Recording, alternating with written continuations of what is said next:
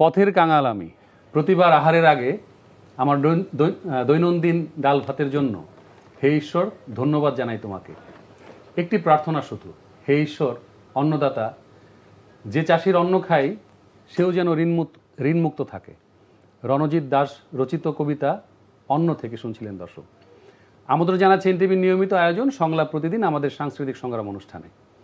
আজ আমাদের সাথে উপস্থিত আছেন সঙ্গীত জগতের অত্যন্ত গুণী ও প্রতিভাবান দুজন শিল্পী, যারা ইতোমধ্যেই তাদের সুন্দর সুন্দর গান দিয়ে দর্শকের মন জয় করে নিয়েছেন। আছেন এই সময়ের অত্যন্ত জনপ্রিয় নন্দিত কণ্ঠশিল্পী সানজিদা মাহমুদ নন্দিতা, এবং আরও উপস্থিত আছেন গুণী সঙ্গীত পরিচালক ও কণ্ঠশিল্পী শুভেন্দু দাস শুভ। চলুন দর্শক কথা বলি আজকের অতিথির সাথে। কেমন আছেন আপনারা? বেশ ভালো আছি, আপনি কেমন আছেন? জি আছে ভালো। আমরা একেবারে নন্দিতার কাছ থেকে আসতে চাই যে আপনি যে নদী যত গভীর তার বয়ে চলার শব্দ তত কম, আসলে কি তাই? আমার কাছে মনে হয় আসলে তাই, এবং এটা মনে হয় সত্যি একটা চিরাচরিত সত্যি। আমি যদি আমাদের মিউজিক ইন্ডাস্ট্রির কথাই বলি, একটা বিবর্তনের মধ্যে দিয়ে আজকের যে অবস্থানে মিউজিক ইন্ডাস্ট্রি এসেছে, সেখানে আমরা দেখতে পাই যে মানে কাজের চেয়ে আওয়াজটা বেশি হয় এবং পণ্যের চেয়ে মানে মোড়কের চাকচিক্যটা বেশি। এটা কি সত্য? অবশ্যই, মানে এটা সত্য বলতে এটা কালের পক্ষে সত্য, কিন্তু সত্যর যে আসলে ব্যাপারটা, এটা তো আসলে চিরন্তন সত্য না। মানে এটা হয়তো বা এখনকার যুগের প্রয়োজন, আমি বলবো। আচ্ছা, সেটা কি আপনি সমর্থন করেন? কোনটা? মানে এই যে এখনকার যে পরিবর্তনের মধ্য দিয়ে আমরা যাচ্ছি, বা এই যে এখন সমর্থন আসলে করি না। সমর্থন করি না, এবং এটাকে আমার একটা সোশ্যাল মিডিয়ার বা মানে ওই জায়গার একটা অ্যাবসার্ডিটি মনে হয় আমার কাছে। আচ্ছা, তো তার মানে আপনি বলতে যাচ্ছেন যে আমরা যে বলছিলাম যে নদী যত গভীর তার বয়ে চলার শব্দ কম তত কম, তাই তো? তার মানে শিল্পীর কাজ নীরব থাকা বা তার কাজটাই শুধু করে যাওয়া। শিল্পীর কাজ নীরব থাকা এটা আমি বলবো না। যুগের বিবর্তনে, কালের বিবর্তনে অনেক কিছু পরিবর্তন হয়। আপনি দেখেন, আমরা যে সময়ের গান গাই বা শুনি, সন্ধ্যা মুখোপাধ্যায়, হেমন্ত মুখোপাধ্যায়, সলিল চৌধুরী, লতা মঙ্গেশকর, ওনাদের চেহারা কেমন তাও জানতো না মানুষ।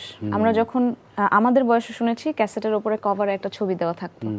সন্ধ্যা মুখোপাধ্যায় দেখতে কেমন, প্রতিমা বন্দ্যোপাধ্যায় দেখতে কেমন কেউ জানতো না, সবাই তাদেরকে কণ্ঠটা দিয়েই চিনতো। তো তখন সোশ্যাল মিডিয়ার যুগ ছিল না, এবং তখন সোশ্যাল মিডিয়ার থ্রুতে অডিয়েন্সের সাথে কানেক্ট করতে হতো না, সেটা ওই যুগের একটা ব্যাপার ছিল। এখন 2026 সালে এসে এখন মনে হয় যে সোশ্যাল মিডিয়াতে যে যত কম অ্যাক্টিভ, তা মানুষ ভাবে যে তারা বোধহয় কোনো কাজ করছে না। তো আমার কাছে মনে হয় যে আমরা দুজন যেমন খুবই ইনঅ্যাক্টিভ সোশ্যাল মিডিয়াতে, তো আমাদের মতো হওয়া উচিত সেটাও আমি বলছি না। আবার যারা সারাক্ষণ মানে ওই যে নিজের ঢোল পেটানোতে ব্যস্ত, বা একটু যে কোনো কিছুতে গেল, একটা ছবি দিয়ে দিল, স্টোরি দিয়ে দিল, বা সারাক্ষণ কিছু হতে না হতেই সোশ্যাল মিডিয়াতে অ্যাক্টিভ, ওটাও মানে কোনো এক্সট্রিমটাই আমি সাপোর্ট করছি না। আমার কাছে মনে হয় যে যদি ব্যালেন্স করে থাকা যায়, মানে অবশ্যই নিজের কাজটা তো করতেই হবে, না হলে তো আসলে পুরোটাই একটা সারমর্মহীন ব্যাপার হলো। মানে আপনি বড় বড় শিল্পীদের নাম বলছিলেন, এখানে আমাদের মনে পড়ে যে আমরা যদি মান্না দে বা সুধীরনাথের কথা বলি, আমরা পুলক বন্দ্যোপাধ্যায়ের নাম শুনি সব সময়, কিন্তু মানুষটা আসলে কেমন, গৌরীপ্রসন্ন মজুমদার দেখতে কেমন, এটা কেউ জানে? মানে একটা লোক গান লিখতে লিখতে মানে মরে গেল আমাদের আপনার ইসে, এবং তাকে আমরা মানে দেখি না, এবং দেখার প্রয়োজনও মনে করি না যে তাকে দেখতেই হবে, তাই না?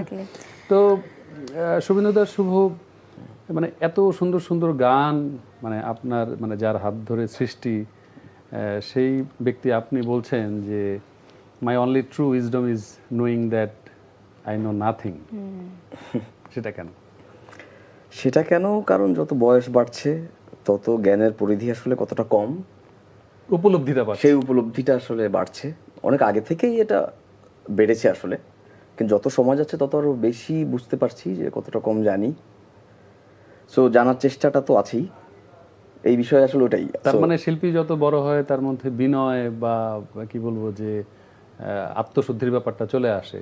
হ্যাঁ, সেটা তো আসা উচিত আর কি, মানে ন্যাচারালি এটা আসবে, স্বাভাবিকভাবে এটা আসবে, কারণ এটা মহাসমুদ্র।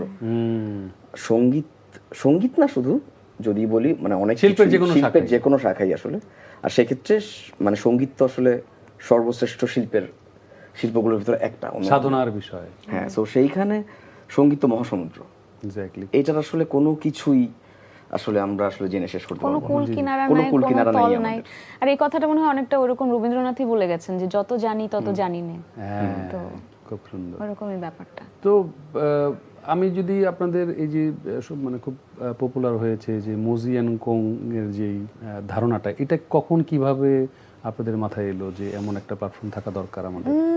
এটা আসলে প্ল্যাটফর্ম ভেবেও করিনি, এটা আসলে আমরা ব্যান্ড হবে বা মানুষ কতখানি পছন্দ করবে ওই ভাবনা থেকেও আসেনি। আমরা অনেক বছর ধরে আলাদা আলাদাভাবে ইন্ডাস্ট্রিতে কাজ করছি, এটা সবাই জানে। 2024 সালের শেষের দিকে এসে আমরা হঠাৎ করে মানে একটা গানের থ্রুতে আমি পাঠালাম ওকে, তারপরে বললো যে আচ্ছা চলো আমরা এটা নিয়ে জ্যাম করি বা বসি। তো ওই গানটা তারপর আমরা যখন রিলিজ করলাম ফেসবুকে, তখন দেখলাম যে আমরা অডিয়েন্সের কাছ থেকে অনেক ভালো রেসপন্স পেলাম।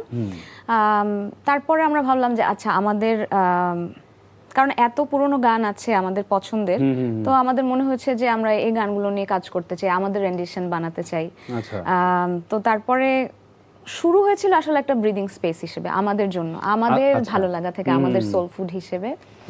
এবং পরবর্তীতে আমরা দেখলাম, আবিষ্কার করলাম যে আসলে আমাদের দুজনের ফিলসফিতে, এথিক্যাল জায়গা থেকে এবং আমাদের দুজনের মিউজিক্যাল টেস্টের জায়গা থেকে এবং চিন্তা ভাবনার যে ডেপথ, ওই জায়গা থেকে আসলে আমরা অনেকখানি সিমিলার। এবং তারপর আমাদের মনে হলো যে we should form a band and so did we. Okay, এটা একটা ব্যান্ড।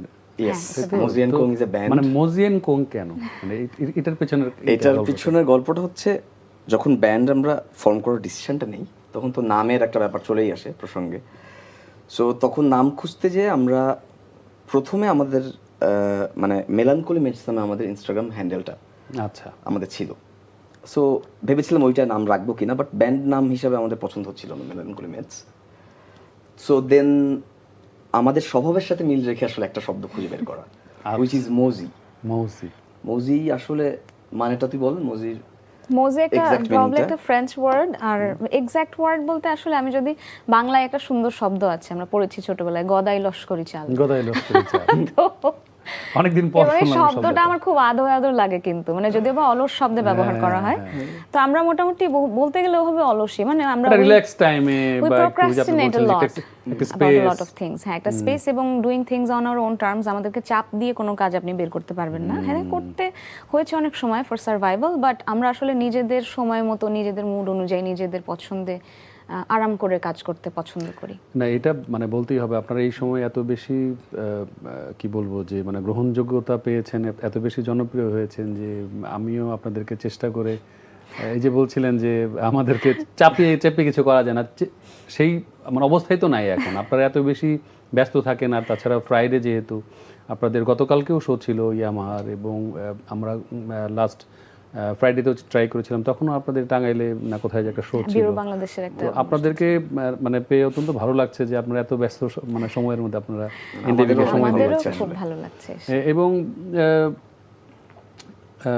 কি বলবো যে সঞ্জিদা মাহমুদ নন্দিতে আপনার সঙ্গীতের হাতেখড়ি হয়েছিল ওস্তাদ দিলীপ মজুমদারের কাছে, এবং আবার আপনি পড়াশোনা করেছেন কম্পিউটার সায়েন্স এন্ড ইঞ্জিনিয়ারিং। মানে তারপর আবার আপনি মাঝখানে কিছুদিন উপস্থাপনায় দেখলাম আপনাকে, আবার আপনি গানে। না, আবার গান নিয়ে কথাটার সাথে দ্বিমত আছে। মানে গান সবসময় ছিল?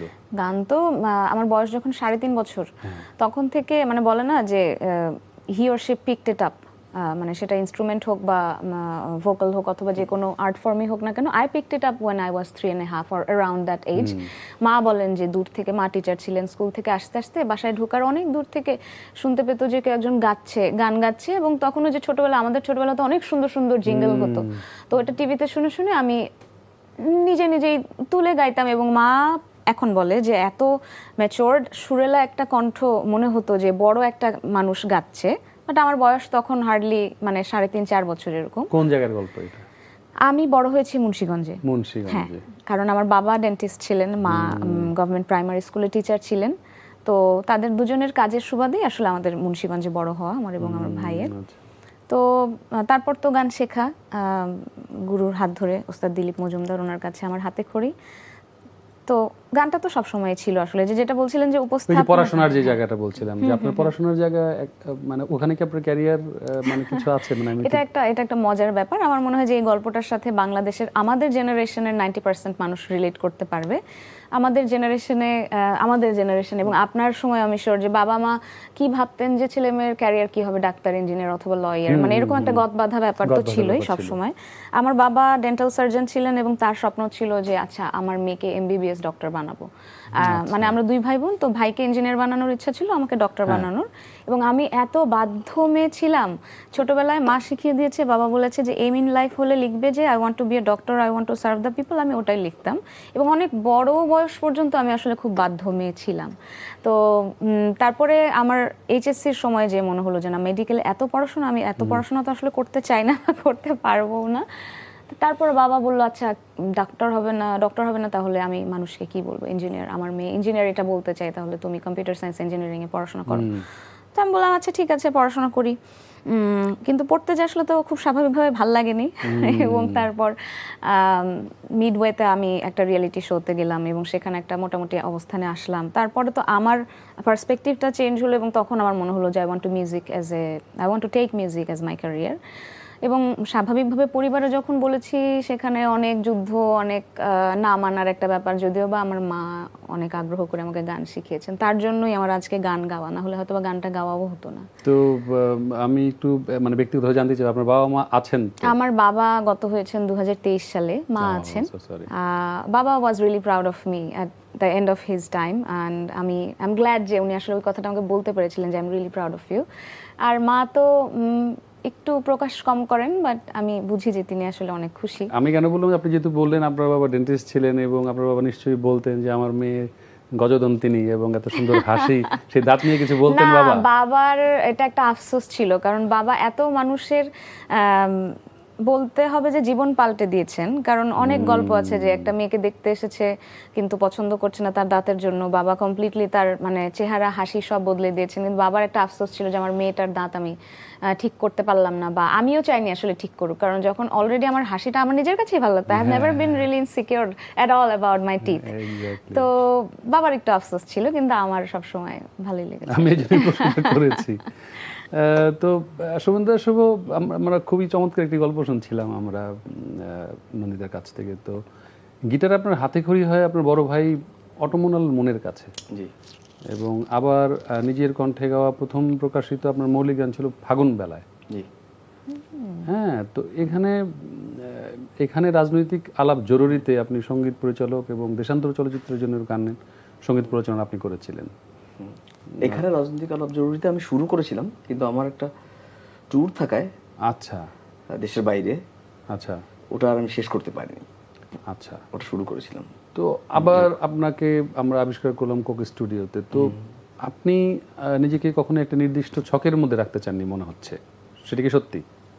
এটা তো অবশ্যই সত্যি, কিন্তু আমার আসলে ভাবনাটা আসলে সবসময় এককেন্দ্রিক। মানে শুরু থেকেই, যখন থেকে আসলে আমি মিউজিক আসলে যে খেলার ছলে মিউজিক শুরু করার মতন আমার মিউজিকটা শুরু। প্রথম কথা, বাসায় তো আসলে মা গান করতেন, মামারা গান করতেন, ছোট মামা, মেজো মামা সবাই খুব ভালো গান করতেন, দাদা গান করতো। সো একদম অনেক ছোট থাকতে ওর মতো একটু সিমিলার। আমার মাও primary school teacher, government primary school teacher, বাবাও টিচার। সো ওই জায়গা থেকে পড়াশোনার চাপ ছিল অনেক। আর আমিও অনেক ভালো ছেলে ছিলাম, আই থিঙ্ক এসএসসি রা ছিল, কিন্তু নট এনিমোর। সো যেটা হয়, মিউজিক যখন আমি আসলে প্রথম গিটারটা তো দাদা অনেক, আমি ছোট থাকতেই দেখেছি দাদাকে বাজাতে, আমার বড় ভাইকে। সো সে যখন আসলে গিটারটা বাজাতো, ওটা দেখে আমার জাস্ট একটা কিউরিসিটি থেকে, আচ্ছা এটা কিভাবে বাজাও, একটু দেখাও তো, মানে বুঝছো তো, একদম খেলার ছলে আসলে ব্যাপারটা। সো সে হয়তো দেখিয়ে দিল যে এই যে এইটা একটা কর্ড এ মাইনর, এইটা একটা কর্ড ই মেজর, এইটা সি মেজর, এটা ডি মাইনর। সো ওইগুলো দিয়ে আমি মিলাই গান করতাম, যেহেতু সো সুর মিলাই আমি দেখতাম পাজেল মিলানোর মতো, এটা যাচ্ছে কিনা, সুর যাচ্ছে কিনা। ইট ওয়াজ লাইক দ্যাট ওই পর্যন্তই। কিন্তু আফটার এসএসসি আমি আই থিঙ্ক কলেজ লাইফে উঠে তখন ওই যে থাকে না একটা হিরোইজম, গিটারের ভিতর কিন্তু আছে। রাইট, এটা ছিল, এটা অনেক আগে থেকে ছিল। সো তখন তো 90s জেনারেশন, এটা প্রায় সবার মধ্যে এটা বলতে হবে। সো তখন আসলে গিটারটা বাজিয়ে গান করা হতো অনেক। এবং তারপরে আমার এমনি ম্যাথমেটিক্স খুব প্রিয় সাবজেক্ট ছিল। সো মিউজিকটাকে অনেকটা ম্যাথমেটিক্সের সাথে অনেক কিছুই সিমিলারিটিস পেয়েছি আমি, গিটারের ফ্রেটবোর্ড থেকে শুরু করে মিউজিক্যাল থিওরির জায়গায় সব কিছুই। মানে থিওরি, পারমিউটেশন কম্বিনেশন, হ্যাঁ থিওরিটা আসলে একই, সেটা যে যন্ত্রই হোক, সেটা গিটার হোক, সেটা পিয়ানো হোক, দুটাই তো আসলে অনেক হারমোনিক্স। আর গিটার ইজ এ মানে রিয়েলি ভার্সেটাইল ইনস্ট্রুমেন্ট। ওইটা এমন একটা যন্ত্র, পৃথিবীর একমাত্র যন্ত্র যেটাতে একই সাথে সুর, এবং harmony, percussion। Rhythm, base line, percussion সবকিছু বাজানো সম্ভব একসাথে। সো এটার ওই ভার্সেটিলিটি আছে। সো আমি যখন আসলে ওই গভীরে ঢোকার শুরু করেছি, জাস্ট ফর কিউরিসিটি, আমার ভালো লাগছিল জানতে। আচ্ছা, তো জানতে জানতে আমি নিজেকে আবিষ্কার করেছি এই জায়গায়, আর কিছুই না। যাক, খুবই ভালো। মানে ইটস আ জার্নি। ইয়া মানে আমার অতটা বিশদ ভাবনা নেই যে আমার এই গন্ডির ভিতর আপনারা থাকবো না। মানে একক ভাবে বা যৌথভাবে কাজ করার পর আরো বেশি আপনারা কি বলবো যে দর্শকের কাছে মানে কাছাকাছি গিয়েছেন এবং চমৎকার সব গান উপহার দিচ্ছেন। তো আবার মানে ভেরি রিসেন্ট আপনারা একটা বিষয় নিয়ে খুব মানে আলোচনায় এসেছেন, সেটা হচ্ছে এ.আর রহমান আপনাদের মানে তার সুরারোপিত একটি গান নিয়ে তার নিজের ইনস্টাগ্রামে সাভারিয়া গানটি পোস্ট করেছেন, এবং এটি সম্ভবত জনপ্রিয় হিন্দি চলচ্চিত্র স্বদেশের গান, এবং এটার গীতিকার ছিলেন কিংবদন্তি জাভেদ আখতার এবং মূল কণ্ঠশিল্পী ছিলেন অলকা ইয়াগনিক। তো আপনাদের আসলে কোনো খেয়াল ছিল যে আসলে এই গানটি করব, বা নাকি আপনারা মানে বেছে বেছে আপনাদের পছন্দের মতো গানগুলো মানে র্যান্ডমলি জাস্ট করার মতো আপনারা করেছিলেন? ওখানে তো একটু কমন গ্রাউন্ড আছে, দুজনের সিমিলারিটিস অনেক ভালো ক্ষেত্রেই লাগা, এক, হ্যাঁ। ভালোগুলো এক। ওর আমার দুজনেরই খুব পছন্দের গান। ছোটবেলা থেকে স্বদেশ ফিল্মটা রিলিজ হয়েছিল তখন 2004 বোধহয় 2004-এ, তখন আমি ক্লাস 7-এ পড়ি। আচ্ছা, আচ্ছা। তো তখন দেখিনি, ডেফিনেটলি অনেক পরে দেখেছি। তখন থেকে খুব সুন্দর, খুব পছন্দের, মেলোডিটা আমার খুব পছন্দের, এবং ওই even, অনেকগুলো গান আছে যে ওর নায়িকা ছিল তাকেও খুব পছন্দের। তো পরে ওর সাথে গুনগুন করতে আমি বললাম যে আচ্ছা এই গানটা দেখো, এই গানটা তো সুন্দর না, হ্যাঁ এটা তো আমার অনেক পছন্দের, এরকম অনেক হয় আমাদের। তো মানে একদিন ভাবলাম যে আচ্ছা এই গানটা নিয়ে একটু বসি, বৃষ্টি হচ্ছিল ওই দিন, তারপর স্টুডিওতে যেতে যেতে মনে হলো যে হুট করে একদম করা, এটা কোনো প্ল্যান করে কিছু করা না, হুট করে আমরা ছোট্ট একটা ভিডিও স্টুডিওতে বসেই পোস্ট করেছিলাম। এটা খুবই চমৎকার একটা ব্যাপার যে আমাদের দেশের কোনো শিল্পীকে নিয়ে মানে এত অস্কারজয়ী একজন সঙ্গীত পরিচালক উনি পোস্ট করেছেন। আপনাদের দুজনকে সেজন্য অবশ্যই কি বলবো ধন্যবাদ এবং শুভেচ্ছা জানাচ্ছি। হ্যাঁ, তো শুভেন্দু শুভ, আমাদের মিউজিক ইন্ডাস্ট্রির বিবর্তন হয়েছে আমাদের চোখের সামনে। আমরা দীর্ঘ সময় মানে কথা হচ্ছিল যে 90 দশকের ব্যান্ড সঙ্গীতের যে জোয়ার, সেটা এখন আর দেখা যায় না সেভাবে, যে ব্যান্ড ফর্ম করার টেন্ডেন্সি ছিল সবার মধ্যেই। হ্যাঁ, আবার এখন যা জনপ্রিয় হচ্ছে তার অধিকাংশই বেশ আগের সময়ের গান, বা যেগুলো হয় ফিউশন, না হয় যে আপনার কাভার সং করা হচ্ছে। তো এই যে গানের বিবর্তনকে আপনি কিভাবে দেখেন? বিবর্তন তো আসলে মানে এটা হবে আর কি, এটা it's a natural unavoidable, inevitable, এটা তো হতেই থাকবে। এটা সময়ের মানে কালের বিবর্তনে, মানে কালের বিবর্তন তো আমরা বলি ওই কারণেই যে সময় গেলে বিবর্তন হবে, এটা একটা ন্যাচারাল প্রসেস। তো সেই জায়গায় আমি আসলে পজিটিভলি দেখি বেশি। ওই যে হতাশার জায়গাটার থেকে আমার কাছে আসার জায়গাটা বেশি। এখনো যে মানুষ মিউজিককে ভালোবাসে, ভালো মিউজিক মানুষ শুনতে চায়, ওই যে ধারণাটা আছে আমাদের যে মানুষ যেটা শুনতে চায়, অথবা বাজারি গান বলে একটা কথা আছে, যে ওটাই যে করতে হবে, দ্যাটস নট ম্যান্ডেটরি। আসলে মানুষ কিন্তু ভালো গান শুনতে চায়। আমি আপনার কথা মানে রেশ ধরে বলছি, আপনি বলছেন আপনার বাবা আমার মানে শিক্ষক ছিলেন, এবং আমরা দেখেছি সম্প্রতি যে একজন শিক্ষিকা বৃষ্টিতে ভিজে গাইছে শ্রাবণের মেঘগুলো জড়ো হলো আকাশে। সেই গান গাইলে কারো কারো সমস্যা হচ্ছে, এবং কেন হচ্ছে আমি জানি না। এটা তো একটা সাধারণ বা স্বাভাবিক আচরণ মানুষের, তাই না? তো ডিফারেন্ট টাচের যে মূল শিল্পী মেজবা বলছিলেন যে আমাদের মুখ হাত লম্বা হয়ে গেছে। এটাকে আপনি কি বলবেন? এটাকে কি বলবো, দৃষ্টিভঙ্গি যে জায়গাটা, শিক্ষার একটা অভাব বলবো আসলে। কারণ হচ্ছে মিউজিক হচ্ছে এমন একটা জিনিস, it's part of the education. মানে এইটাকে আলাদা করে শিক্ষা ব্যবস্থার বাইরে রাখার যে ধারণাটা, যে দৃষ্টিভঙ্গিটা, ওইটাই একদম সঠিক না। মিউজিক এমন একটা জিনিস যেটা বাচ্চাদেরকে ছোটবেলায় মিউজিক শেখালে তাদের বুদ্ধিবৃত্তির বিকাশই হবে, এবং তাদের নিউরনে, ব্রেনের নিউরনে আসলে অনুরণনই ঘটবে। এক্স্যাক্টলি। সো মিউজিক আসলে ডেভেলপ করবে, নট নেসেসারি যে তাদেরকে মিউজিশিয়ান হতে হবে। সবাইকে আসলে মিউজিশিয়ান হতে এমন কোনো কথা নেই, but music, learning music, listening to music, ওইটা একটা আপনার এটা বিকাশ আসলে ঘটায়। ডেফিনেটলি হ্যাঁ, এবং মানুষের এটা একটা শিক্ষা আসলে। বড় হয়ে ওঠার পেছনে Part of the R say education. কি রকম মানুষ হবে সেটার পেছনে আসলে অনেক বড় ভূমিকা রাখে। একটা জিনিস আমি একটু জানতে চাই যদি, যে অনেকের অসুবিধা হচ্ছে এটাতে, কোন জায়গা নিয়ে আসলে অসুবিধা হচ্ছে, যে Exactly. মানে সেটা কি সে মহিলা বলে, নাকি সে হেডমিস্ট্রেস বলে, নাকি সে জীবনটাকে উদযাপন করছে বলে, এবং যদি এই ব্যাপারগুলোতে তাদের অসুবিধা হয়ে থাকে, তাহলে হু সেট দ্য রুলস যে একজন মহিলা তার নিজের পছন্দ মতো গান শুনে বৃষ্টিতে ভিজে নেচে সেটা মানুষের সাথে সেই আনন্দটাকে শেয়ার করতে পারবে না? তাই না? এইটা কোন জায়গার নিয়ম, অথবা কারা এই নিয়মগুলো তৈরি করছে, অথবা আমরা আসলে কোন জায়গাতে পৌঁছে গেছি? আমরা কি আসলে বাঙালি হিসেবে পিছিয়ে যায়নি অনেকখানি, যে এই ধারণাগুলো আমাদের মনে এখন আসছে? কারণ আমরা 60s এর 80s এর ছবি দেখি যখন ঢাকা ইউনিভার্সিটিতে পড়া অনেকের, এবং সুন্দর সুন্দর মানুষের, সেটা মহিলা পুরুষ নির্বিশেষে, এবং তাদের যে ধরনের পোশাক বা আমরা তাদের যে ধরনের জেস্টার বা এভরিথিং দেখি, এখন তো আসলে মহিলাদের স্লিভলেস পরা নিয়ে অনেকের অনেক আপত্তি। তো আমরা কি আসলে আর্নট উই গোয়িং ব্যাকওয়ার্ডস? আমরা কি আসলে সামনে যাওয়ার বদলে পিছিয়ে যাচ্ছে? এবং এটা আসলে দায়বদ্ধতাটা কাদের? একদমই তাই, আমি আপনার সাথে পুরোপুরি একমত। আমি একটু শুভেন্দু সম্পর্কে জানতে চাই যে এই যে কোক স্টুডিও বাংলার মাধ্যমে প্রচুর খুব ভালো ভালো গান পাচ্ছি, আমরা দেখতে পাচ্ছি, এবং নানান ধরনের গান পাচ্ছি, তো কিন্তু আবার অনেক গুণী শিল্পীকে আমরা দেখি না। মানে এটা ঠিক অভিযোগ বলবো না, এক ধরনের অবজারভেশন আমি যদি বলি, যে ঘুরে ফিরে অল্প কিছু মুখ বা অল্প কিছু যন্ত্রী বা শিল্পী, আমাদের কি আসলে শিল্পী বা যন্ত্রীর আসলে স্বল্পতা আছে? আপনার কি মনে হয়, মানে এমনটা কেন হচ্ছে, নাকি তাদের নিজস্ব স্ট্র্যাটেজি?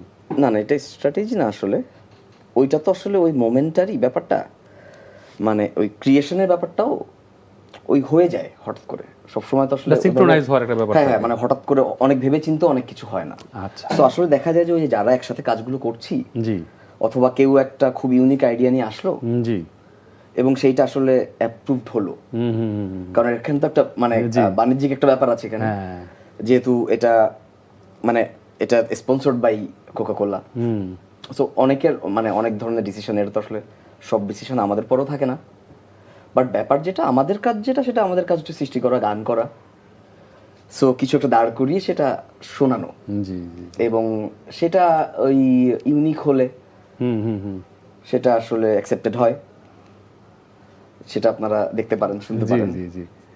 তো নন্দির কাছে একেবারে শেষ প্রশ্ন, যে আজকের অনুষ্ঠান একেবারে সময় স্বল্পতার জন্য ছোট্ট করে যদি বলেন, যে এই যে একসময় আমরা দেখতাম যে গানের অ্যালবাম বের হতো, তার আগে কলের গান ছিল, তারপর আমরা ফিতা দেখেছি, তারপর আমরা সিডি দেখেছি, এখন এই যে ইউটিউব বা অনলাইন প্ল্যাটফর্মে শিল্পীর গান আসছে, সেভাবে কোনো অ্যালবাম আসছে না, মানে এটা কি মনে হয়, তাতে কি শিল্পীর জন্য কোনো সমস্যা হচ্ছে, নাকি এটাও আসলে সময়ের একটা ধারাবাহিক বিবর্তন? শিল্পীর জন্য সমস্যা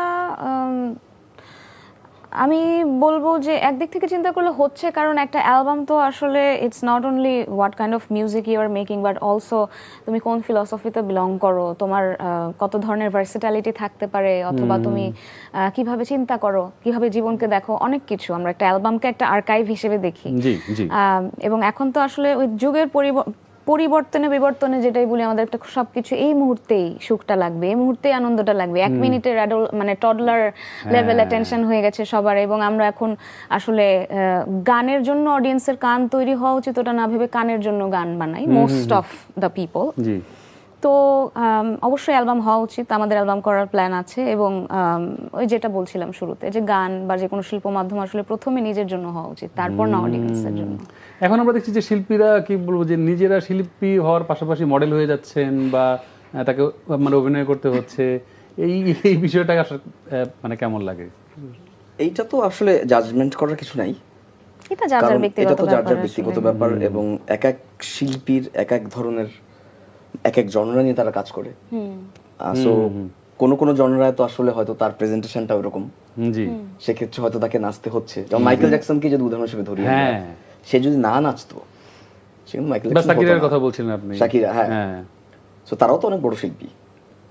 তো Depends এটাকে আসলে on- জাজমেন্ট করছি না, এটা আসলে নির্ভর করে যে দেখে কি মনে হচ্ছে যে এটা ফোর্সড, মানে জোর করে আমি নাচছি কিনা, বা জোর করে আমি মডেল হচ্ছি কিনা। হ্যাঁ। যদি গানের প্রয়োজনে আমার কাছে মনে হয় যে আমার একটা ক্যারেক্টার প্লে করতে হবে, তাহলে করব। কিন্তু যদি এমন মনে হয় যে না আমার আসলে খুব মডেলিং করার শখ ছিল এক সময়, কোনো না কোনোভাবে গানের শিল্পী হয়ে গেছে, এখন একটু আমার গানেই আমি মিউজিক ভিডিওর মডেল হয়ে গেলাম বা অন্য কারো গানে আমি মিউজিক ভিডিওর মডেল হয়ে গেলাম, তখন তো আসলে একটু ফোর্সড হয়ে যায় মনে হয় ব্যাপারটা। এক্স্যাক্টলি। তো আহ, আহ, আজকে আপনারা দুজন এসেছেন কষ্ট করে এবং সময় দিয়েছেন এনটিভিকে, আপনারা দুজনকে অসংখ্য ধন্যবাদ। এবং এই যে আসলে এই যে একজন সঙ্গীত পরিচালক মানে পর্দার পেছনের মানুষ বা শিল্পীরাই আসলে কি বলবো যে আপনি যে যে আমরা শুরু থেকেই বলছিলাম যে এত বড় বড় শিল্পী যাদেরকে আমরা চিনতাম না, দেখতাম না, জানতাম না, তারা আজকে পর্দার সামনে আসছে, দর্শকের কাছাকাছি এসছে অনলাইন প্ল্যাটফর্মের কারণে, আপনারা কনসার্ট করছেন।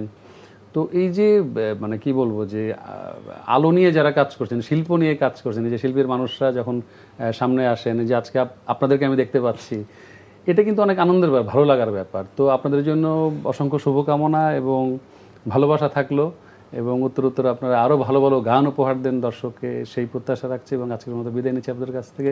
অসংখ্য কৃতজ্ঞতা এবং ধন্যবাদ জানাচ্ছি আপনাদের দুজনকে। Thank you so much. জি, ভালো থাকবেন আপনারা। দর্শক, আপনারা দেখছিলেন সংলাপ প্রতিদিন, আমাদের সাংস্কৃতিক সংগ্রাম অনুষ্ঠানটি। আমাদের আজকের আয়োজন এখানে শেষ হচ্ছে। পরবর্তী অনুষ্ঠান দেখার আমন্ত্রণ জানিয়ে আজকের মতো এখানে বিদায় নিচ্ছি। ভালো থাকবেন সবাই।